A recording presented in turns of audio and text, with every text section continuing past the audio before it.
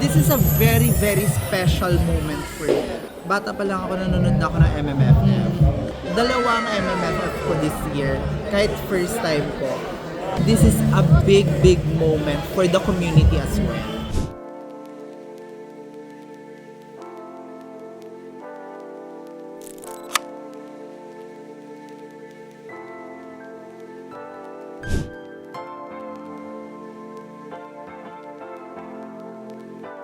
This is a very, very special moment for me. Kasi bata pa lang ako, nanonood na ako ng MMFF. At kadalasan kasama ko doon ay nanay ko, tatay ko. At nakikita ko talaga yung family values and Filipino culture sa MMFF. Sobrang na-inspire ako neto. Kaya siguro naisip ko din na in my later life ay maging artista ako. And special din siya kasi this is my first MMFF. And dalawang MMFF ko this year, kahit first time ko.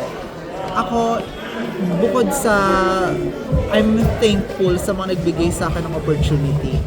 To me, this is a big, big moment for the community as well. Kasi bihira magkaroon ng MMFF na dalawa ang mga trans people. Hindi ko alam kung meron na nakagawa noon, pero since nagawa ko siya this year, as a newbie, as a newcomer to the industry and to MMFF, sobrang thankful ako sa mga nauna sa akin, Mama IC, Mama John Lapus, Meme, and a lot of queer stars na nag-open ng doors para sa akin. I'm thankful for them. And of course, syempre, I'm also sharing this opportunity sa mga mas bata sa akin na gusto ko din mapasok namin ang industriya na may space na para sa lahat. At yun lang naman yung talagang gusto kong mangyari.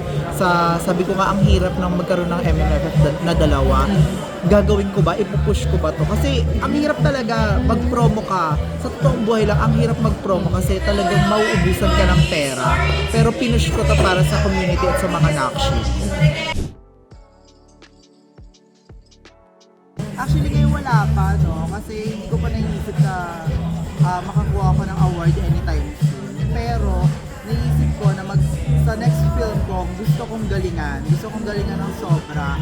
Na, alam mo yun, susunod na lang syempre yung award if ever nakita nila yung galing ko or yung skills na hinahasa ko para sa pelikula. Ako naman kasi ang iniisip ko naman pag gagawa ko ng pelikula, gusto ko lang talaga to share the truth sa character na ipo-portray ko.